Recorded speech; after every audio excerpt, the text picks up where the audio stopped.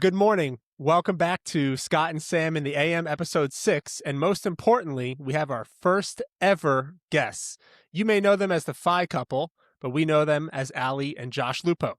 Allie and Josh Lupo are everywhere. I've seen them on social media. I've seen them on Fox News, television, and we're going to get into their story. So I don't want to blow it up, but I'm really excited to have you guys. Thanks so much for coming on, Allie and Josh. Yeah, thanks so much for having us. We're excited to be here. Yeah, appreciate it. Yeah, listen, how we got in touch with you and how honestly we found your page was, I'll just get right to it. I don't know if you guys remember this, but Scott made a video about a month ago, basically trashing the BRRRR method, which we've done the BRRRR method a few dozen times. And we got a comment from the Phi couples page saying, or just buy good deals. So I just wanted to get that right in the open. Why don't you try buying good deals? And I was like, oh, okay. Let's hear this. Yeah. And now you're the first ever guest we've had. So clearly we don't take things personal. Josh was feeling zesty that day. You just had your hater right on your podcast, huh? Yeah. I want to get zesty all the time. I'm just too scared to. So the internet's ruthless. Those They commenters really are. Yeah. They are ruthless. But let's actually get into it. Have you guys had any experiences with the BRRRR method? Have you any success stories, negative things? And we'll get into ours.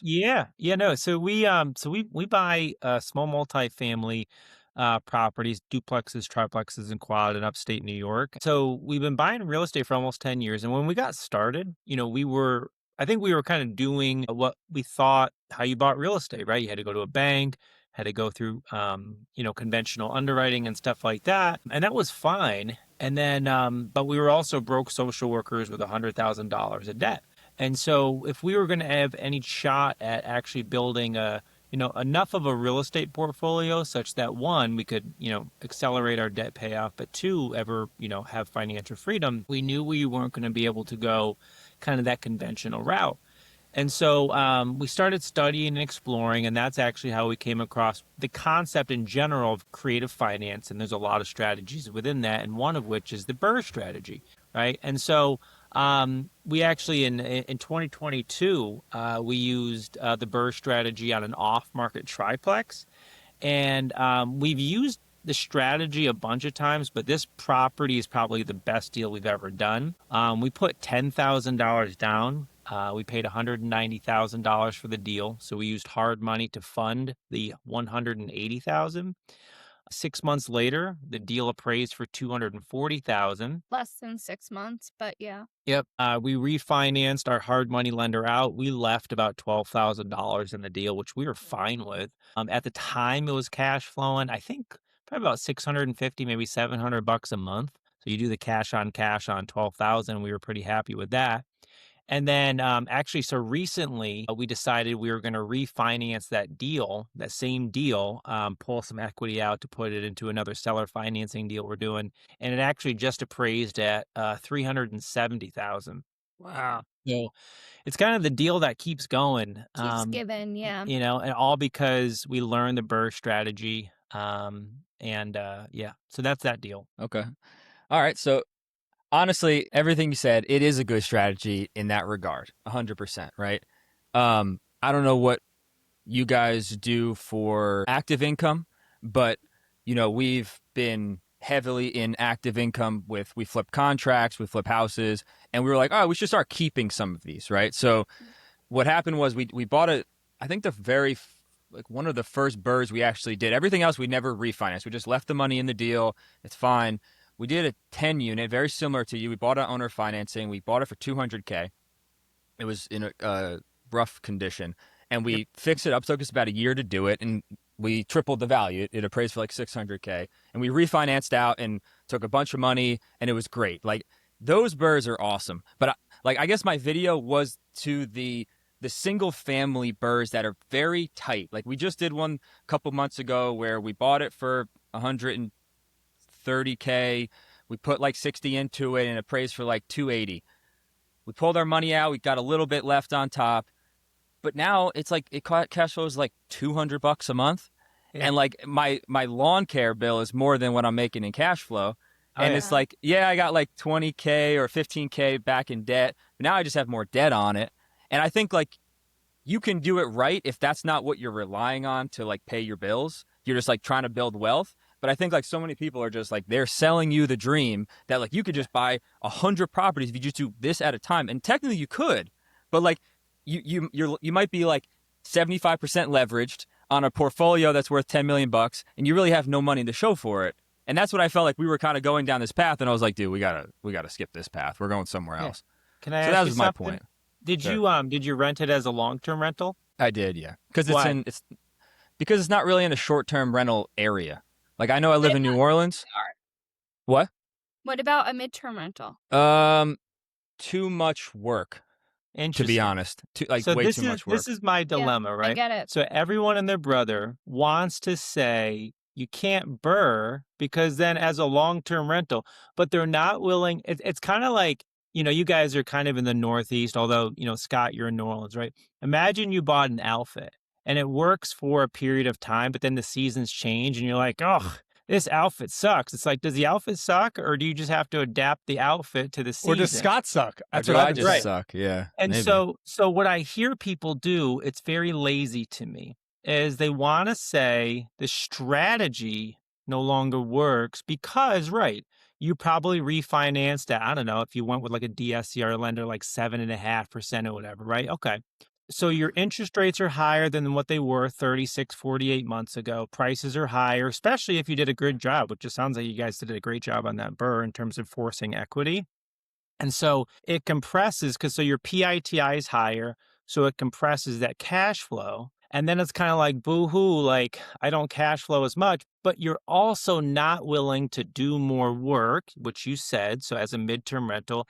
Which if it doesn't fit in your life, why would he want to do more Right. work? Like and it's not a short-term rental. Now, mind you, you could do co-living, you could do sober living, you could do pad split, right? There's a host of other strategies, but a lot of people aren't willing to like imagine it like if you're like the alphabet's only 3 letters. It's like, well, no, there's 23 others that we could like tell the whole story.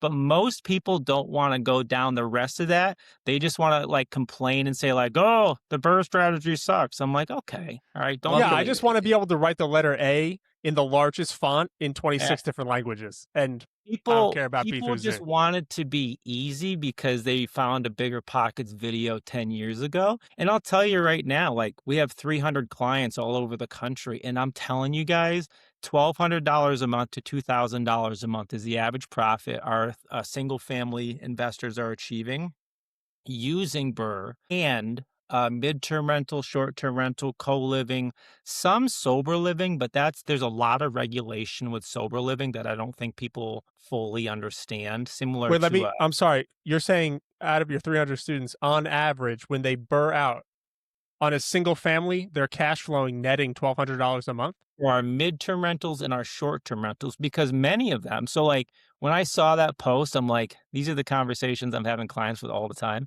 And so as our midterm rentals and as our short-term rentals, because they did the same math prior to doing the deal than maybe you guys did after you did the deal. They did the math and said, this deal won't pencil nearly as nicely as I would hope as a long-term rental. And instead of just being like, oh, I guess real estate doesn't work, they said, are there other ways by which I could operate it to create a more profitable enterprise? And they said, well, what would those look like? Midterm rentals, short-term rentals, etc. And then the last thing to you, Scott, I don't want to do midterm rentals because it's way more work. That's like the business owner who's like, I can't scale my business because that means I have to do more work. It's like, or... Yeah, what's up? We're Scott and Sam. Nice to meet you. Yeah, or you think like a business operator and you say, okay, are there systems, people, and tools that I could implement such that my workload doesn't go up dramatically, even though my profitability does? Yes, but also just to play devil's advocate, and I know we're long-winded on this because we're 2 people, I feel like, Josh, like you're being very zesty on this right now, and I understand that you're passionate, but I also feel like, one, the numbers are harder when you're doing like a condo or a single family. Like we only buy multifamilies for a reason. Like it's easier to make sense of the numbers. So like we just sold our personal residence in a good rental market. It's like a tiny ranch. And we were like, do we keep it as a rental or do we sell it? And we literally said, it doesn't make sense as a long-term rental. And we don't feel like dealing with a midterm or short-term right now. So like we literally had that exact conversation, and people would look at us and be like, why would you sell real estate? You should hold on to it. But we were like, it made more sense to take the $100K in equity that we're going to get versus hold on to it for a rental model that we don't want to do right at this moment. So it is tough, Scott, because it's like maybe it would have made sense as a short-term rental, or long-term rental rather. But in the current climate with the amount you can get, it's like maybe the numbers don't. And then it's saying like he doesn't have to do a midterm rental or short-term rental. So what I'm trying to say is like if it doesn't suit your business model, if the juice isn't worth the squeeze, does it make sense to say goodbye to that property too? Like I feel like in the beginning we were so focused on scaling that it felt overwhelming to think of selling, because it's like we worked so hard to accumulate these properties, and then we reached this tipping point where like a few years ago we sold a duplex because we were like, this is not serving our business model anymore. Like, this doesn't make sense to hold on to this. And, like, that's okay, too, you know? 100%. Yeah, I think I hear what you're saying, Josh. Totally. Like, I also think it's person-specific in terms of where you are in your investing career. Like, oh, yeah. Like we bought this single family. Actually, it was supposed to be a flip. And we were like, maybe we should just keep it. Like, we don't need the capital gains. Like, that's cool. And then, like, the further you get into it and, like, you have the tenants and you're just like, this isn't really worth it, because we do have multifamily. We have an RV park. Like, we have some strip centers. So it's like we're kind of, like, working – like, we'll kind of just take it, like, as it comes in. It's a good deal. Like, put our crew on it. We'll work, fix it up. Great. And we realized quickly that it was more like, we should have just sold it. Oh, yeah. And that's okay. And right? I'll say, too, so just not to conflate, one, everything that you're saying makes complete sense. But two, it doesn't make the strategy bad, right, or suck, right? So what we do with clients literally all the time, especially folks who have owned, I would say, greater than 5 years, because everything that's transpired the last 6 years, especially from price appreciation, has been, record setting. So for a lot of our clients, including ourselves, we do what's called a return on equity analysis, right? So that property that Allie made mention to, we paid $152,000 for in 2020, had a 2.87% 30-year fixed rate on it. The duplex that we just sold, by the way. Yep. Yeah. And, we're in upstate New York. We're not in like the Sun Belt. So we don't see meteoric run-ups typically. We usually budget for like 3 to 4% appreciation, right? Kind of keep pace with inflation. Well, everything, as you guys know, everything transpired the last, 5-6 years, and that $150,000 duplex turned into a $275,000 duplex. But the rents grew, but not nearly at the rate at which the price appreciated. So then we had a conversation. One, the property wasn't in the best area, but then two, when we actually did like a real return on equity analysis, I want to say we were getting from like a annualized cash flow divided by the equity that was kind of trapped in the property, it was like 5.8%. And for most investors, if they have no other means by which they can deploy their capital, then it's like, cool, 5.8%, right? For us, we're also private money lenders, and then we're also actively doing, bigger deals. So, for instance, we lend money anywhere between 10 to 12% interest. And so the math was relatively simple, right? It's like, well, could I convert that 5.8% performing asset into a 12% loan? Unequivocally, yes, we had a borrower already lined up.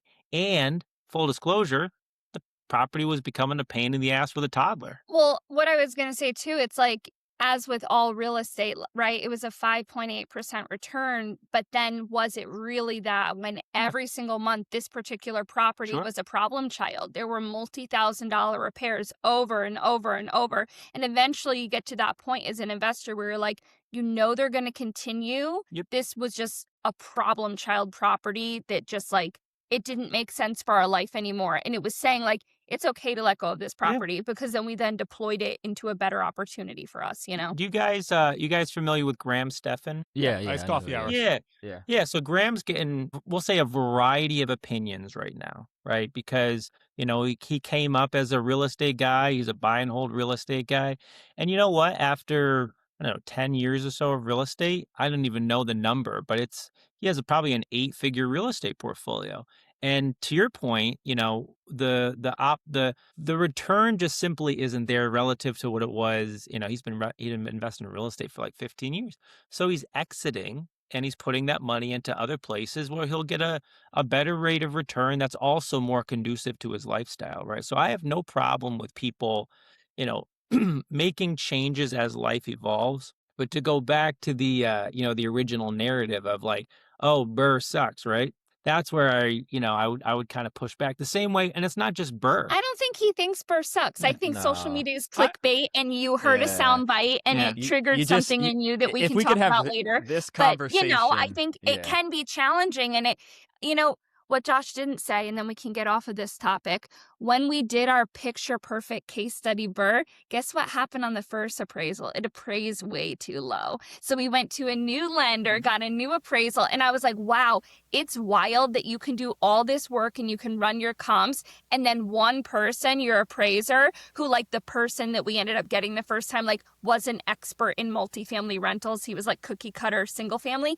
He screwed us over with the appraised value. So we were like, nope, we're not going to do that. So then we had to go through the whole process again, get another appraisal. And if you guys are doing this at scale, I could understand how much more complicated that could get. So like, yeah, BRRRR can be great, but if the numbers end up not working or it wasn't your initial exit, like you guys wanted to do a flip and then it had to become a BRRRR, it's like, yeah, of course, with all real estate, there's risks and, you can have that kind of stuff happen. Sure. I just realized when I first started buying real estate, all of the properties I still own in my portfolio today that actually substantially cash flow and pay for my life, I never touched a dollar in the equity. And I just kept putting money, like as I made it, I kept putting it in there, I fixed it up, and I just moved on. And sometimes I have lines of credits on them, so I could go operate somewhere else and then pay it back. But I just realized as soon as I got I need all my money out, and then I was just like, all right, now I just got to let this thing sit for 20 years, or 10, I don't know. But I think it all comes back to what you're where are you going to spend your time to make your substantial income? Me and Scott, we make our active income in real estate. We make our passive income in real estate. We can do so much more damage having liquid capital and we have 12 flips going on, with another 4 more under contract for next month, and then rolling it into larger assets, cost segging them. But the average Joe or Jane who's working a W-2 job, making $150,000 a year, that's too much going on. You know what I'm saying? Yeah. If you do that method and you buy 4 to 6 single families or duplexes over the course of 15 years on top of a 401k, you're going to be pretty tight. Without a doubt. Absolutely. All right, Allie, we're going to force these guys to change the topic. Please. So you had a great video that I really liked. Dave Ramsey had a clip about couples managing finances together and how your opinion has changed over the years. And obviously you are the FI couple. So I feel like you're very qualified to speak about this, but I also am married. And my wife and I are definitely, she's going to listen to this, we are not the FI couple. We're the FI Sam. And then my wife is also named Allie. Scott and his wife and such. I would love to hear you break that down. I presume you know what video I'm talking about, to our listeners, and then we can all kind of give our feedback on it. Yeah, so I think that when we first started this journey of sharing on social media and we first started thinking about personal finance, we were like bright-eyed, bushy-tailed newlyweds. So in love, life is so beautiful, we're just starting out on this journey. And then I think life hardens you a little bit and you see different things with your friends, your family, and just personal experiences. And I think it's so simple to say, well, you're married, just combine everything. And that's what we do. And it works for our life. But then projecting out that not everyone's life looks like our life. And I think it's very closed-minded to just assume there's one way of doing something, especially when you consider, yes, there's a 50% divorce rate in our country. If you've been divorced once, you're infinitely more likely to get divorced a second time. And protecting yourself from both sides. And then other scenarios, like, of course, like financial abuse, domestic violence. So I think it's far more nuanced than just you're married, combine. That is what we do. But I think it's so case by case. We can't make these blanket statements for couples and personal finance. Yeah, I would say on the aggregate, I think it is beneficial for couples, whether it's joint finances or at the very least having like joint conversations. But because of the platform that we have, and we're really grateful for, it's also invited a lot of folks to privately via message or email or some mechanism to share their story. And I'll share you the details, but it's been some pretty hard to read stuff. And the last thing I'll say on this, there was a study that came out of Cornell that was very interesting about clickbait, like couples that join finances, what are they like? They're happier, or they have better overall outcomes. Marital satisfaction. Like marital satisfaction is higher. I'm kind of butchering it.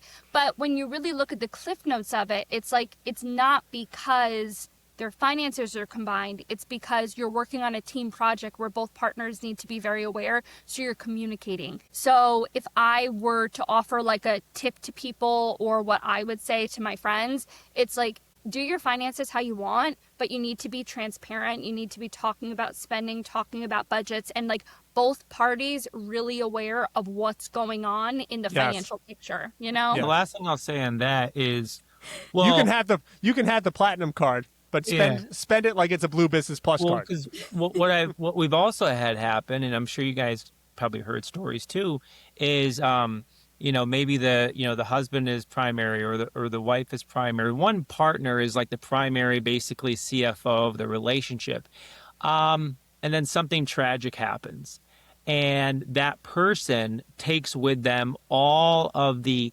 passwords, all of the accounts, all of the things, and they never drafted any type of documentation. Hey, if blank happens, here's how you can find all these files, and make sure here's your insurance, blah, blah, blah.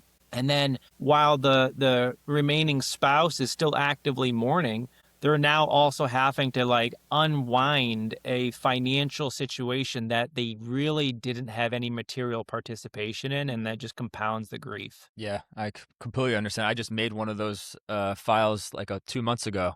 Yeah. And I like wrote like a little message in there for my wife one day. If she ever reads that, kind of made me tear up.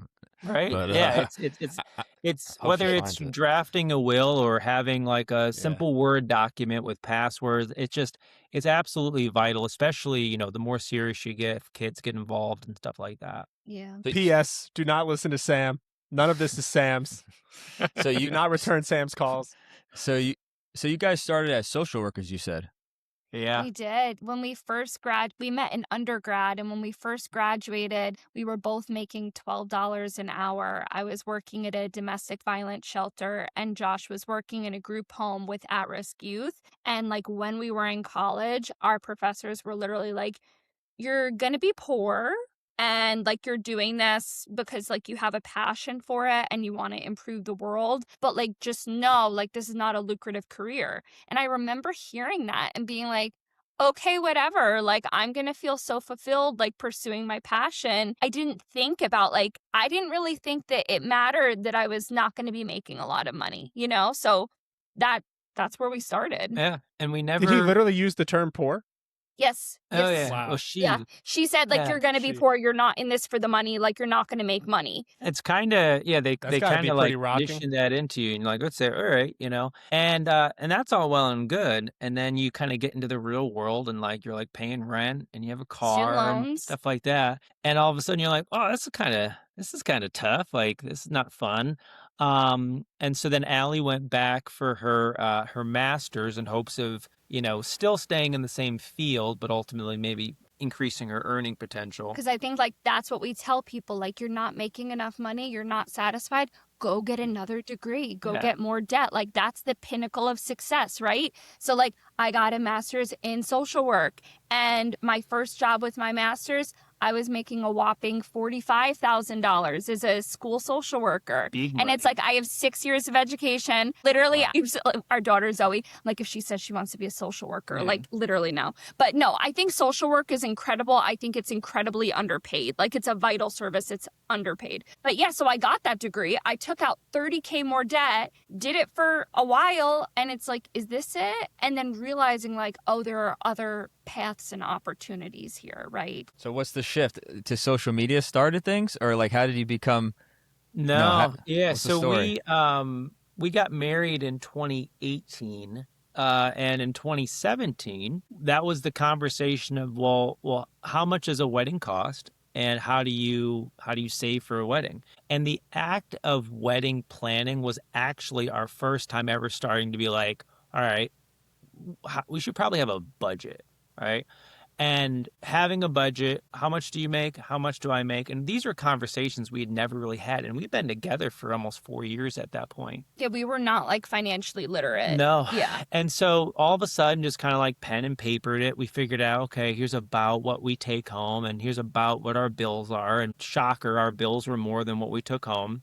And then we also started saying, how much debt do we have? And we had never tabulated those numbers. We knew all these individual numbers, but we'd never compiled them. So long story short, we were spending more than we were making, and we had over $102,000 of consumer debt. And so all of a sudden, it was no longer like, how do we afford our wedding? It was like, how do we afford our life? It was no longer about the wedding. And so I'm like an avid learner. I wouldn't say so much a reader, but just like an avid learner. So then I went to the internet and I was like, how to pay off debt quicker, right? And, we mentioned Dave Ramsey earlier and poof, Dave Ramsey pops up. And so that kind of kicked off our journey to how do we get better with money and have a shot at one day, living a better life. And then lastly, we were both working like 50, 60 hours a week. And Allie, one day, we're sitting outside of our overly priced apartment relative to our income. And we're just having a really hard time. And we said, hey, you know what? Like, what matters most? Like, what do we actually care the most about? And so we both wrote down our goals for like what we actually love doing. And of course, like we weren't living a lifestyle even remotely aligned with like the things that we said we love most. And then it was like, okay, well, if we don't do anything different, how do we get anything different, right? And so all of that kind of kicked off our journey towards financial freedom. So is a lot of your coaching, teaching, methods built around increasing income or reducing expenses or just maybe organizational financial skills? Yeah, so we kind of reverse engineer. One of my favorite books, 7 Habits of Highly Successful People, right? Begin with the end in mind. So a lot of times, Sam, a lot of people will jump into, especially like traditional financial planning, they'll jump into the Excel sheet, right? And I used to be guilty as charged. Let's talk numbers. Let's talk about making more. Let's talk about spending less. Where can we cut that? And what we usually tell people, and we do with all of our clients, is before we go into the math, right? Because data shows, 80% of success with money isn't about the money. It's right, behavioral psychology. So we start getting into like thoughts, feelings, emotions around money and habits, so on and so forth. So that's where we start. What do we actually want to accomplish, do more of, do less of, etc. And then we work backwards. And then our whole thing was, and we've had a lot of content about this, and a lot of big opinions we'll say about it, but like we're not really into like cutting out like the $3 coffees and $12 Netflix and stuff like that.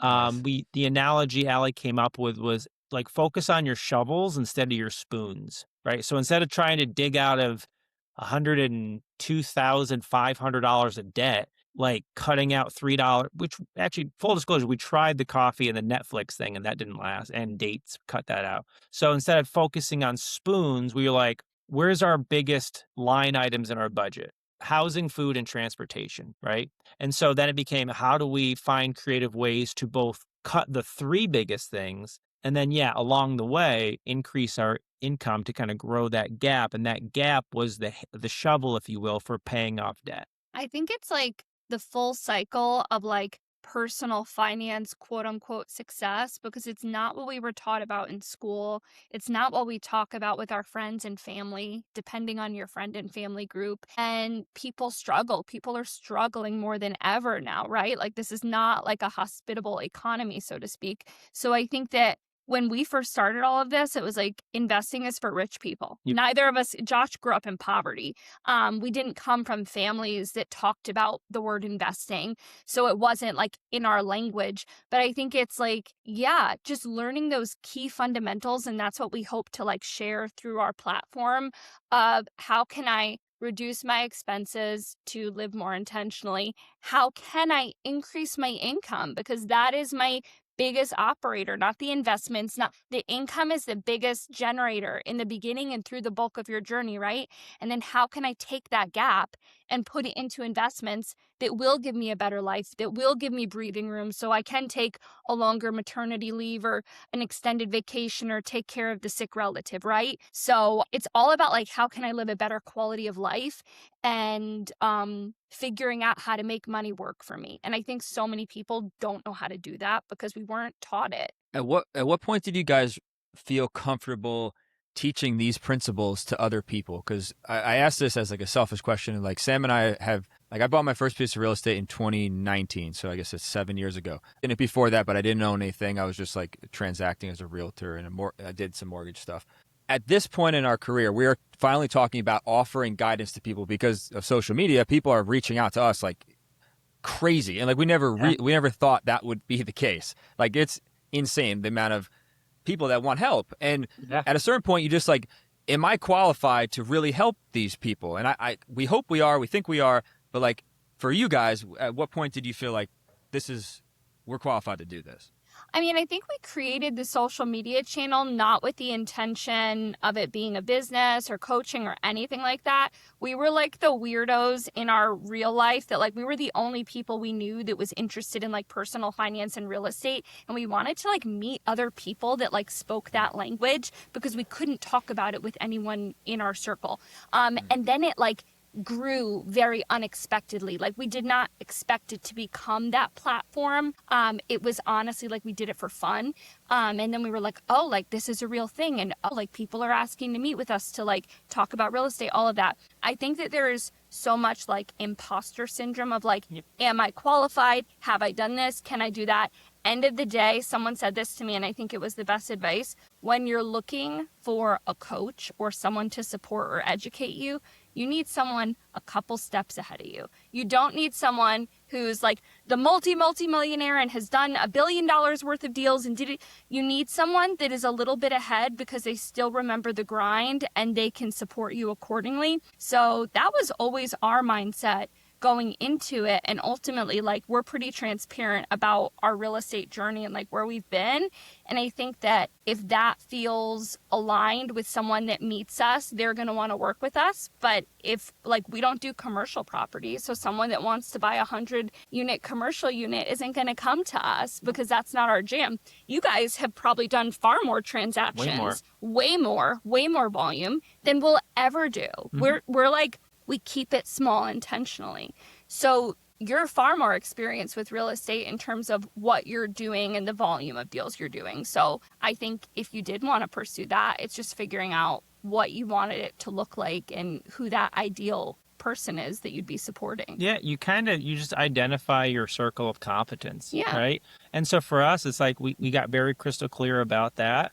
And as long as there's people who are 1, 2, or 3 steps behind you guys, which I promise you there's 10 million or more, right? Then I think you're more than qualified, right? I think especially in real estate, right? You guys probably saw the same thing. I want to say it's like north of 80%, right? Sometimes people say like, what does it take to be a top 10% real estate investor in the United States? I want to say it's 90% or less of quote unquote active real estate investors in the United States or operators have 10 doors or less, right? So I think a lot of times, and a lot of this is because of social media and stuff like that. The assumption, right, is, like Brandon Turner's a friend, right?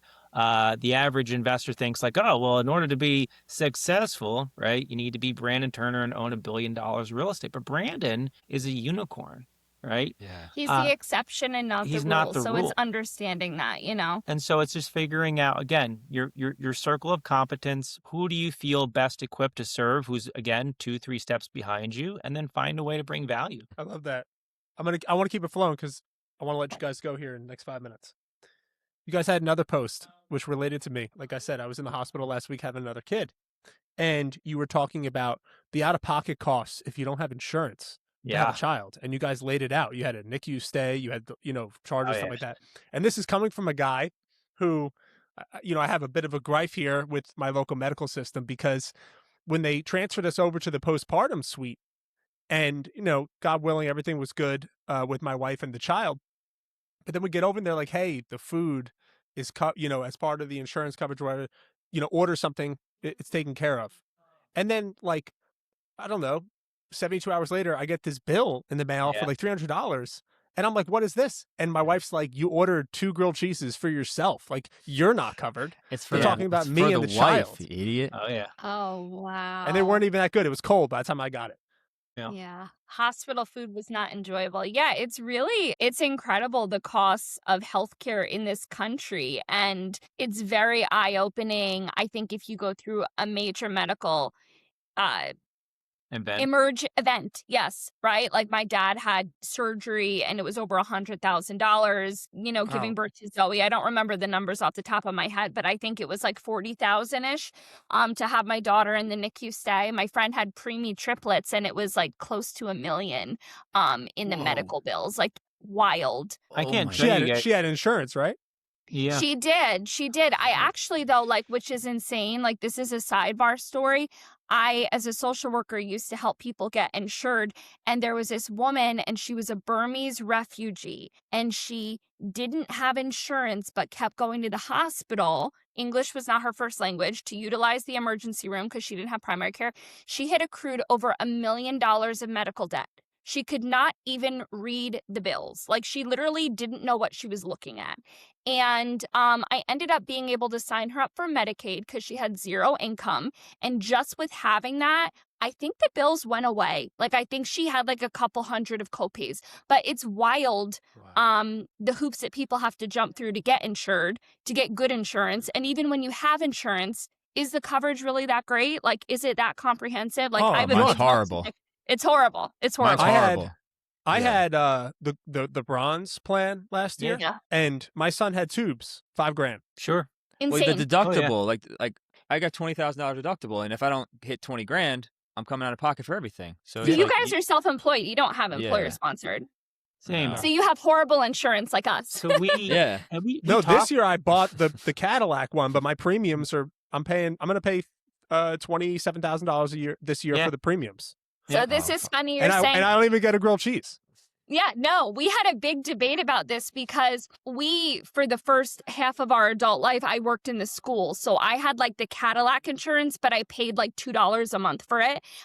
So we got very spoiled of having like $0 deductible, like $75 premium a month. Like it was very affordable. And you got such good coverage, like no copays, whatever. And then when we became full-time entrepreneurs after our daughter was born, it was like the harsh reality of like, we don't qualify for subsidies because we make too much money, which is great. That's great. We make money. But now our health insurance costs literally more than our mortgage. Each year it was going up like 26%, like year over year. And we were always on the plan that you're talking about. We were on a gold level plan. So the deductible was very low. And this year was the first year that I was like, I need to run like an analysis and look at the numbers again because we're paying so much money in premiums. Is it cost effective? So we actually like did a whole analysis of it and realized that like we went down to bronze because even if we both pay our full deductible and are out of pocket, it still costs less than having the security of like the higher metal plan. But it's crazy that people have to do that. Like it really is. And we interface with hundreds of people a year, no lie, who have very high, if not low, 7-figure net worth. And they've accumulated, whether it's a home equity, maybe a rental property or two, 401ks, et cetera, right? By most financial metrics, right, they've done an amazing job. And yet, solely because of health insurance. They feel stuck or trapped at their place of employment, because if they were to step away, they would need basically to double their assets under management to account for, especially if you're a family of 3, family of 4, they would have to account for that sometimes $3,000 a month or more premium. Yeah. And so they're like, I feel trapped. I feel like I did all the things, right? We've done all the things, especially, their assets under management the last 5 years have completely ballooned. And yet they're like, I see no path out of my corporate career because I need health insurance, especially now with 2 or 3 kids. It's crazy. I have my wife and kids have the goal plan. I have the plan of get hit by a bus, get up, and walk it off, and go home and ice up. Our business partners, their daughter is now 7 or 8, so they have basically like a catastrophic plan, and then they have, I don't know, $100,000 or $200,000 in the bank, and just like, if something happens, like they're basically self-insured, and they've done the math, right? And they're like, we don't advise this, but they're like, they've had some events, we'll say, happen, but nothing really cataclysmic. But they've probably saved, almost $300,000 in monthly premiums by being self-insured. Yeah, it's crazy. My wife was a kindergarten teacher before she stopped working when we had our first child. Yeah. And we got Cobra for like 2 months after. Yeah. I didn't know what Cobra meant at the time. Just sounded cool. Well, $2,800 a month. Oh, yeah. After 2 months, I was like, I can't do this anymore. Like, stop. Yes. Like, no. I'll tell you guys one last story. It's insane. So we had a hard time with battling infertility prior to becoming parents, and so that's when we discovered the concept or the process of IVF. And so Allie was in a former school that paid more but had zero coverage for IVF. And so, I think the math was, sometimes an entire IVF cycle could be like $10,000 or more. And sometimes it takes multiple cycles in order to ideally get the outcome you're hoping for. And so the math we were doing was like, are we about to spend $10,000 at a time? Well, long story short, because we'd paid off all of our student loans, because we were house hacking, because we were driving an old beat up Toyota Corolla, we were living on $2,000 a month. Allie had gained the autonomy where she could step away from a full-time career, but she found a part-time job that was 2 days a week, but it had 100% IVF coverage. Wow. And she was like way, way overqualified for this job. And they're like, are you sure you want this job? And she's like, uh-huh. So she got the job because at that point, we didn't need the money, right? We had our investments. I was still working, etc. And then that job covered, I don't know how many cycles we had, several cycles. And then subsequently, our daughter, we became parents as a result of that. So it's like, people shouldn't have to get that creative. Well, it's stupid that I had to get that creative. And I guess I didn't have to, but insurance in this country, all types of insurance, right? It's just a racket. Honestly, hearing that, like, I think if you don't think like that in your business and life, like, you can't be an entrepreneur. Like, that is like... Yeah, I'm not surprised to hear that you guys thought like that. Yeah, like, but that I don't is think like... the average Joe or Jane most people won't. And I think... well, like, I guess you I have just to can't think like that, whether you get a job for 2 days a week or whatever. But I have a question. You said you were house hacking, driving one car, living off $2,000 a month. Okay. I already know what he says. No. The point... what I'm asking is, I'm assuming that's not your reality today. No. I'm assuming. I don't care. No. Okay. No, but could you ever, after experiencing a different lifestyle, could you ever go back to that and feel just as, I'm not going to say happy, but like, I think about this on a regular basis because like my lifestyle has changed so much in just the last few years that I'm kind of used to a certain lifestyle now that I worry about, like, okay, like if I had to go back He house hacked a duplex. I did house hack. I lived for free and it was great. And like, but now I have a kid and a wife and all that stuff. But it's kind of like, if I go back to that, I could just quit working. But like, I have to keep working to keep my lifestyle up. Like, could you guys go back to that? Do you feel like that's something in the past? Like, is it like, you hope you never have to, but like if you did, would it make you feel a certain way? This is what I think. I think that you, Scott, would do whatever you needed to do to survive. If tomorrow all of your income and investments go to zero, you would go right back to that lifestyle. Probably not happily, but you would do it, right? So I think Allie and Josh in our 20s, newlyweds, broke, that's all we knew, right? So I think the thing that we did well was that we didn't just inflate our lifestyle for funsies because like we deserved it. We lived like brutally frugal. Like it was not sexy. It was not cute. There was nothing like flashy about it. Like the Toyota that we drove, we bought cash. And it had a cigarette burn like in the fabric of the driver's seat. And like I cried the whole way home because I'm like, I can't believe I'm driving this nasty car. But there was no car payment. And the duplex that we bought was so gross. Like there was like ferret urine in all of the carpets. And it was like we were grinding because we had no other choice. Like no one was coming to save us. We didn't have a trust fund. We didn't have rich family members. It was like, we have to do this grind if we want a different life. So I'm saying all of that because 20-year-old Allie and Josh, that's all we knew. We knew the grind. And then it took us literally a decade. We just bought our dream home. It is literally incredible. And every day I wake up and I'm like, I actually don't feel like this is my life, right? But it took us a decade of intense sacrifice. Like if we had money, it paid off debt or it bought us another rental property. And now we're like seeing the manifestation of all that work, but it doesn't end because our lifestyle is far more expensive now. But we have the active income and investments to support it. So I think, would I want to go back to that? No. If I had to, would I? 100%, because we did it before we could do it. The last thing I'll say, I think once you go up, it is hard to go down. So that's for anyone listening. It's like, if you want to have any jump of a significant lifestyle, you have to do one of two. You either have to be a killer at making money or extremely frugal. I've never been the kind of guy who has. I lived in Scott's mom's basement with him for like 6 months while we failed miserably trying to start a real estate business out of college.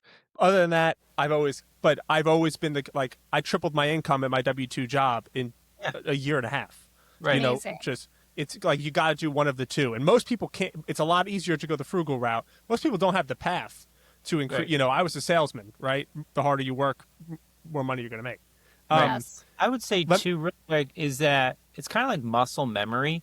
Like imagine like if you worked really, really hard to get in shape, like you don't forget how to get back in shape. Life happens, you get out of shape. It's like you don't forget how, right? So for us, it's like we could bougie house hack, right? We could buy something and have like an ADU on it or whatever, and that would subsidize that. We still don't have any car payment. So there's many levels between like what we used to do and kind of where we are today. And so full disclosure, like my ripcord, if you will, is one, we have, you know, a multi-7-figure asset portfolio today as our golden parachute that we didn't have 9 years ago when we kind of like quote unquote embrace the suck. And then two, like I had a post and then it's been used a bunch of times, but it's like our worst case scenario is like I can go get a job for the state and make, 60, 70 grand a year. But not only that, our health insurance premiums would drop by 30 grand. So it's like I could go get a job, save 30 grand. So our bills would drop precipitously after that. And then, we still have our portfolio. So like our oh shit plan is like, just do the thing that most people do every single day. I think we need that in our mind as entrepreneurs because like, as you guys know, like there's such volatility. Yeah. So it's like the income ceiling isn't there. Like it can be as big as you want it to be. So that's incredible.